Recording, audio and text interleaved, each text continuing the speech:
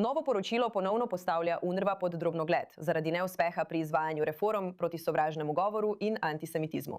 Nevladna organizacija Impact SE je ugotovila, da agencija ni bistveno uveljavila reform, ki jih je podprl OZN in so bile predlagane v poročilu Colonna iz leta 2024, namenjenih reševanju antisemitizma in nasilnih vsebin v izobraževalnih materialih. Impact SE je pregledal poročila o napredku UNRWA, prošnje za financiranje, izjave in gradiva od aprila 2024 do maja 2026. In skupina je ugotovila, da je UNRWA dejansko znižala prag za to, kaj šteje kot izvedena reforma, hkrati pa še naprej uporabljala iste problematične materiale. Skrb tukaj ni le en učbenik. Vprašanje je, ali donatorji financirajo sistem, ki na papirju poroča o reformah, medtem ko sporočilo v učilnici ostaja enako.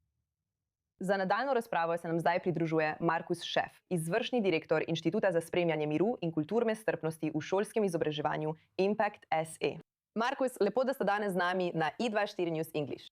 Ko pogledamo vaše najnovejše poročilo, kateri je najjasnejši primer razkoraka med tem, kar UNRWA pravi, da je reformirala, in ugotovitvami, za katere vi pravite, da se dejansko dogajajo?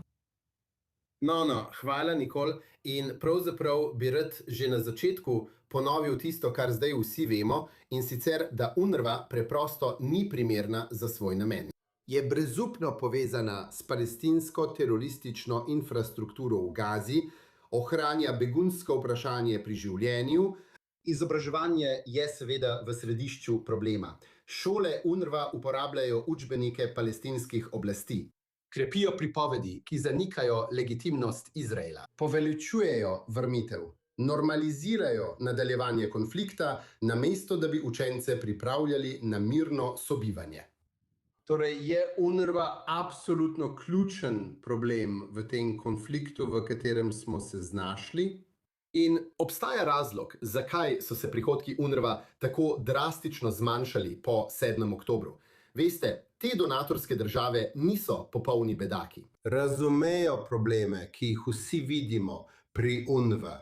In reforma ni dovolj. Sam mandat agencije spodbuja ohranjanje konflikta. Torej, kot pravite, januarja 2024, po napadih 7. oktobra in kasnejšem razkritju UNRWA, njihovih tesnih povezav s terorističnimi organizacijami ter vpletenosti zaposlenih v UNRWA v teroristična dejanja. Tistega dne so Združeni narodi imenovali nekdanjo francosko zunanjo ministrico Catherine Colonna, da vodi pregled agencije.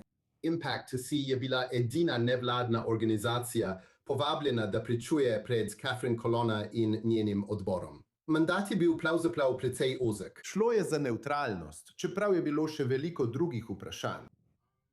Torej, ta poročilo naj bi okrepilo nevtralnost UNRWA, odgovornost vlade in izobraževalne standarde. Ampak, kot vidite, več kot 2 leti potem, ko so Združeni narodi naročili ta neodvisni pregled, ki naj bi bil teoretično pregled ZN, priporočila še vedno niso bila uresničena.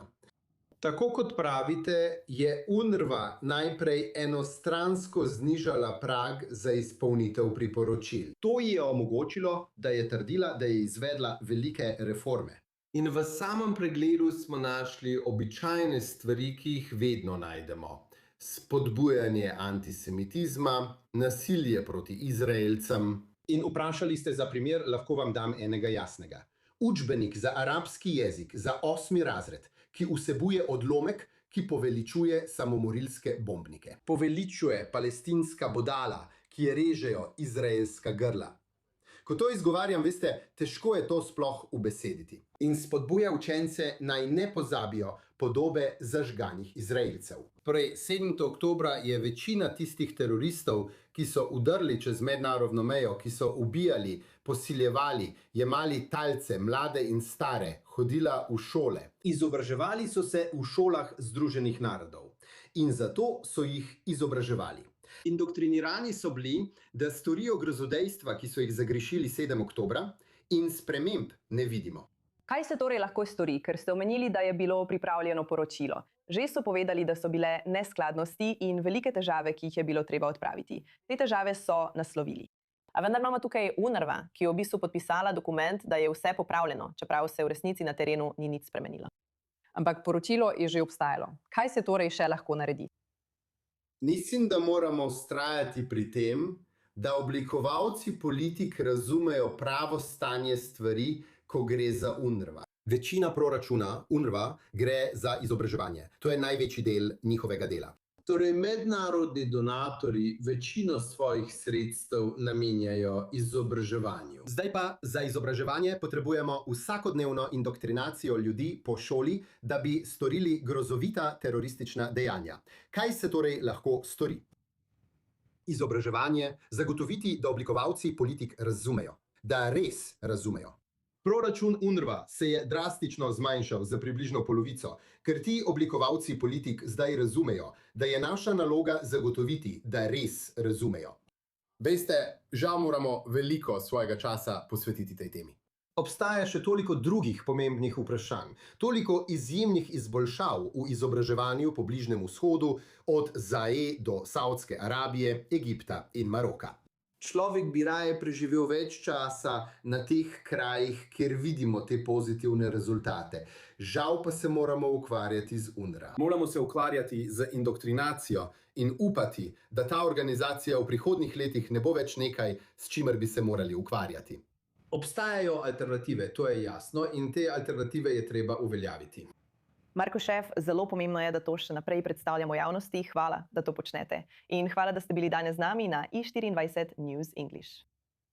Z veseljem, hvala.